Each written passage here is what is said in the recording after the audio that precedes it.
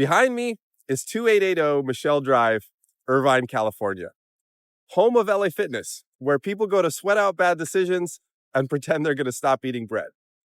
The building, it's 41,000 square feet, single tenant occupancy, triple net lease, going for about 19.7 million, right around a 4 cap.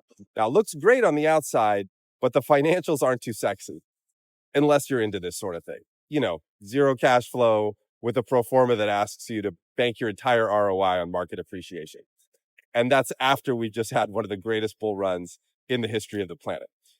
Well, I'm here today to tell you there's a way to make the financials on this thing look just as good as the sun sparkling off the paint on the outside. You see, I'm going to show you how to turn this single credit tenant, triple net leased trophy property into a revenue generating juggernaut, as if it had an entirely different risk profile. And I'm going to show you how to boost your equity by as much as 50% in the process. And I'm going to show you how to do it all in less than 24 months. So let's break it down. 2880 Michelle is situated on a 4-acre lot, prime frontage on one of the busiest streets in Irvine, half a mile to the 5 freeway, 5 minutes to the Irvine Spectrum. Tenants just committed to paying for a full interior and exterior renovation, even though the property doesn't need it. What's all that mean? They're not going anywhere. 8 years left on the lease with 3 5-year options. And it doesn't hurt that LA Fitness is headquartered right here in Irvine. So ordinarily, I would say all of this screams 3% to 5% all-in annual return, maybe with some mild tax benefits. Conventional wisdom would have it, you can't really expect much more. But I'm not here to share conventional wisdom. I'm here to show you how to transform this thing into a certified energy hub. So how are we going to do it? Step number 1, solar generation on the roof, not those weak sauce panels you're used to seeing on every other retail building. We're talking single axis, sun chasing, software driven bifacial monsters, 150 kW capacity, reflective roofs already in place. So you're squeezing 40% more juice than the guy down the street with the same size system and old school tech. And guess who's buying the power? Your tenant at market rate. Boom, that's $75K a year.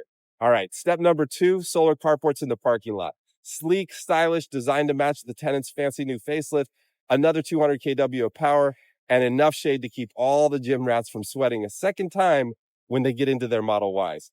Cha-ching, that's another $75K per year. Now, step number 3, lithium-ion batteries, not AA's, utility grade, with their own inverter, 600 kWh of storage, enough to keep this place running, even if David Goggins shows up to use the Stairmaster.